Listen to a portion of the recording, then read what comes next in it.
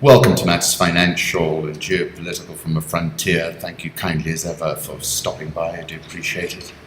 We've got this big event coming up this week with Jack Moran moderating a discussion. I'm looking forward to that. Just to give you a heads up on that. US crude futures settled lower on yesterday at $46.02, trading up a little bit here at $46.40. But essentially, I know I said I thought there'd be a little bit of a trading rebound. I've changed my mind. It trades very, very fragile. Bounces last just moments and then fall away. And therefore, I'm reverting to my call of $32. But oil is like it is. It zigs and it zags, and sometimes the zag back can be quite a big one. And it just felt as if it was due a zag back, but it doesn't look as if that's going to happen. Let's move on. China's economy grew 6.9% in the second quarter because, of course, it did. That's zero hedge, quoting UBS. And that's a valid point, frankly. Africa Live's memories of walking in a city that was founded in the year of the Lord 900 AD, wondering how that time must have been for this port city. And, of course, that's my hometown, Mombasa. I like this tweet from Enlightened Hippie. You are not defined by your past. You can redefine yourself every day, every hour, and every minute. And then that took me to A.A. Milne, of course, has been censored in China. 3 quotes, one of which I sent to my wife today. Any day spent with you is my favorite day. So today is my new favorite day. We'll be forever, friends forever, won't we, Pooh? Asked Piglet. Even longer, Pooh answered. Piglet, how do you spell love? Winnie the Pooh. You don't spell it, you feel it. When you wake up in the morning, Pooh, said Piglet at last, what's the first thing you say to yourself? What's for breakfast, said Pooh. What do you say, Piglet? I say, I wonder what's going to happen exciting today, said Piglet. Pooh nodded thoughtfully. It's the same thing, he said, A.A. Milne. The IAAF, which held their under-18 tournament here in athletics tournament here in Kenya, amazing scenes from a stunning closing ceremony, and I'll post 2 photographs, both of which I thought were rather good. Mystic River, an old remote control favorite from 2015, is a photograph by David Yarrow, and he is a tremendous photographer. The 2017 singles champions Roger Federer and Gabi Muguruza, both of whom won very convincingly. Political reflections, Turkey extends its state of emergency by 3 months. Well, that was to be expected, I suppose. McConnell calls for Obamacare repeal vote with 2-year delay after Senate replacement plan fails. This is Mitch McConnell, who's abandoned the Obamacare replacement to seek a straight repeal.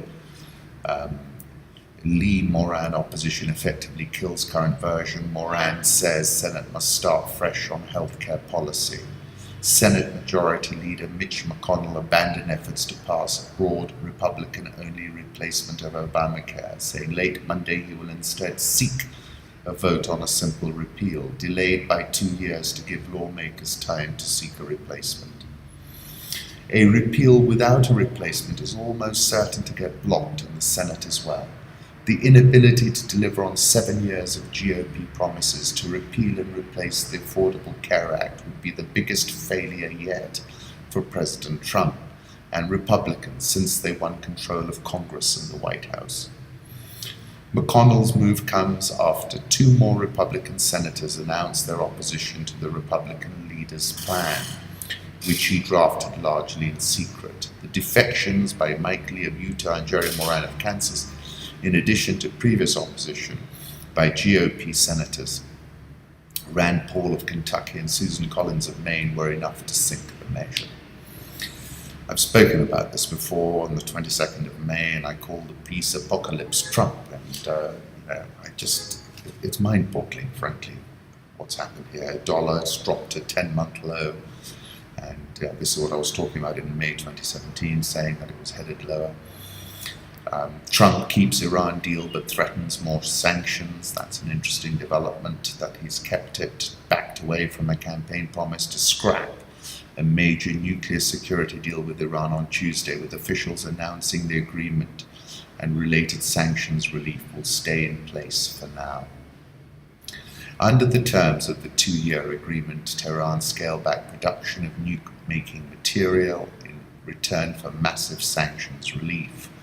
The Trump administration faced a new congressional deadline Monday to say whether Iran has curbed its nuclear weapons program in line with the accord. The President and the Secretary of State judged that these Iranian activities severely undermine the intent of the agreement, which was to contribute to regional and international peace and security, one official said.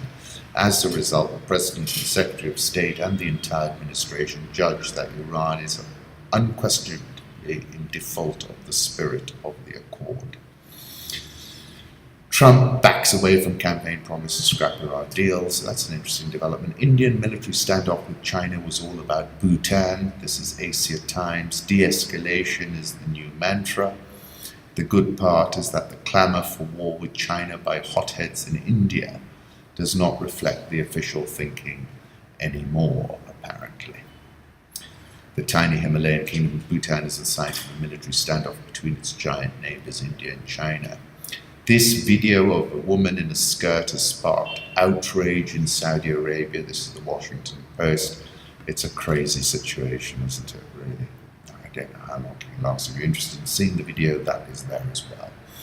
EmmanuelMacron helps France become world leader in soft power. France has overtaken the US and Britain as the world's top soft power, according to an annual survey examining how much non-military global influence an individual country needs. Britain headed the list 2 years ago, but was edged off top spot by the US last year. However, the election of Trump, the Brexit vote, and the election of EmmanuelMacron appear to have shifted global perceptions. Soft power, is a term coined by the academic Joseph Nye, is the ability to harness international alliances and shape the preferences of others through a country's appeal and attraction. Soft power, a term first coined by the academic Joseph Nye, but I like that Lao Tzu quote, which I think epitomizes soft power. And of course, I spoke about Macron's extraordinary intervention once the sick man of Europe has got its mojo back with the wizardry of French President Emmanuel Macron, indeed. My friend Hervé, there's been a bit of a debate because Macron was talking about the number of children that African women were having. Hervé, who's African from the Ivory Coast, says, "I find it exaggerate to label Emmanuel Macron a racist. He is not. Unchecked birth rate on the continent is an issue," he said. Let's move on to the currency markets, which have seen some big moves. Euro dollar over 115, 115.43. Dollar index heading inexorably towards that target of mine of 93.5. Japanese yen last trading 112.25. Swiss franc 0.9599. Pound, that fell off big time at 130.25. Australian dollar, that's rallied big time, 0.7940. India rupee 64.335, South Korean won 11.2347, the Rial 3.1827, Egyptian pound 17.87, South African rand 12.90. Euro dollar, my target was 117.50, we're now at 115.44. Aussie dollar, take a look at this chart, 0.7936 last, it's a big break higher. Netflix beats subscriber targets, shares jump over 10%. Netflix crushed Wall Street forecasts by adding 5.2 million new streaming customers in the second quarter. Shares of the streaming television pioneer, jumped $16.82. At the end of June, Netflix for the first time recorded more subscribers abroad than in the United States, 52.03 million versus 51.92 million. Over the past 5 years, Netflix has traded with an average P of 250. Its stock is now up 1,400% during that time. Charlie Bilello, what a story. Gold has had a bit of a recovery. Take a look at the 6-month chart. Let's see how long this lasts. But currently, we're seeing a big sell-off in the dollar. That's what's propelling.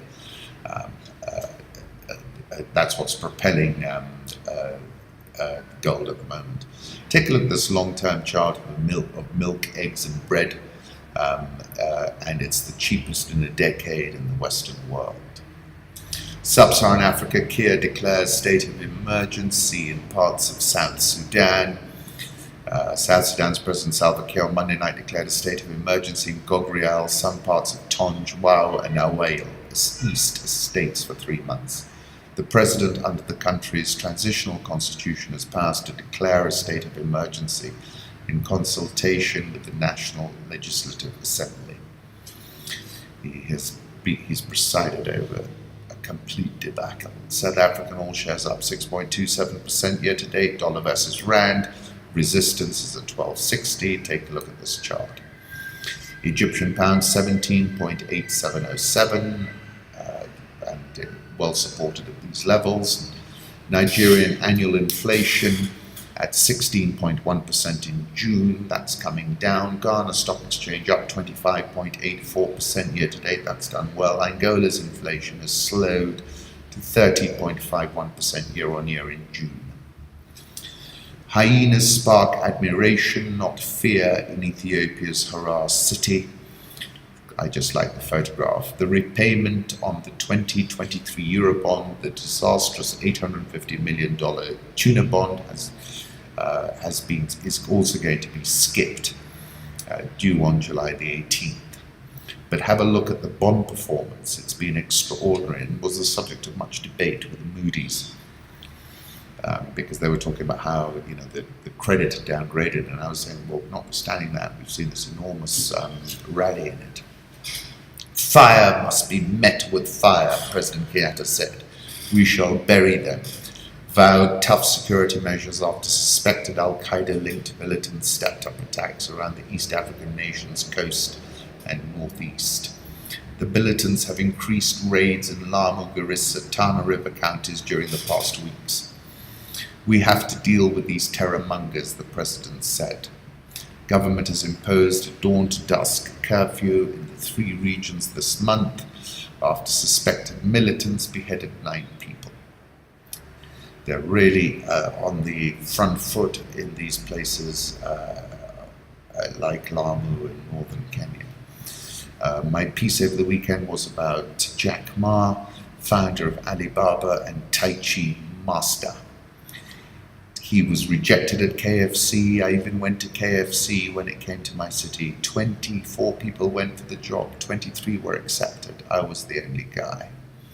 It took Jack Ma 4 attempts to pass his Chinese entrance exams. He says, never give up. Today is hard. Tomorrow will be worse. But the day after tomorrow will be sunshine. If you give up tomorrow, you will never see the sunshine, he said. In 1994, Ma heard about the internet. In early 1995, he went to the US, and with his friend's help, he got introduced to the internet. During his first encounter, he searched the word beer. His dream was to set up his own e-commerce company. In 1999, I gathered 18 people in my apartment and spoke to them for 2 hours about my vision. Everyone put their money on the table, and that got us $60,000 to start Alibaba. I wanted to have a global company, so I chose a global name, he has said. He said this about taking action and risk. If you don't do it, nothing is possible. If you do it, at least you have the hope there's a chance. On competition, if eBay are the sharks in the ocean, we, Alibaba, are the crocodiles in the Yangtze River, he said. Never fight in the ocean, let's fight in the Yangtze River. In response to Alipay being called stupid by banks and others, Ma said, a stupid thing, if you improve it every day, it's going to be very smart. And I said, my dollar's worth is this. Africa is just as blank a canvas as the internet was the day you typed in beer. And I said Africa is at a similar inflection point, coming paint big. For centuries, everyone has looked at Africa for what can be dug out of the ground. But the real economic value is in the human capital that walks on the ground. Alibaba was all about unleashing e-commerce amongst as many people as possible. Come unleash our most valuable resource, our human capital. Finally, Africa is even younger than the average age of your employees. And I did a little YouTube video of that article, so take a look at that if you want to. Kenya Central Bank holds its main lending rate at 10% expected. Kenya Eurobond, take a look at this from Standard Bank. Kenya may shut off social media during August elections. Your regular bite of fruit could lead to a cholera infection, doctors warned on Monday. Kenya Airways, the key risk in relation to the scheme is that creditors and other stakeholders dispute the process, which may result in delays or in it being unsuccessful, KQ said. It remains to be seen whether KQ will hit the 75% threshold and force the participation of the dissenters. Nairobi all shares up 15.22% year to date. NSE 20 is up 14.83% year to date and closed at a fresh 1-year high. And with that, I shall take your leave.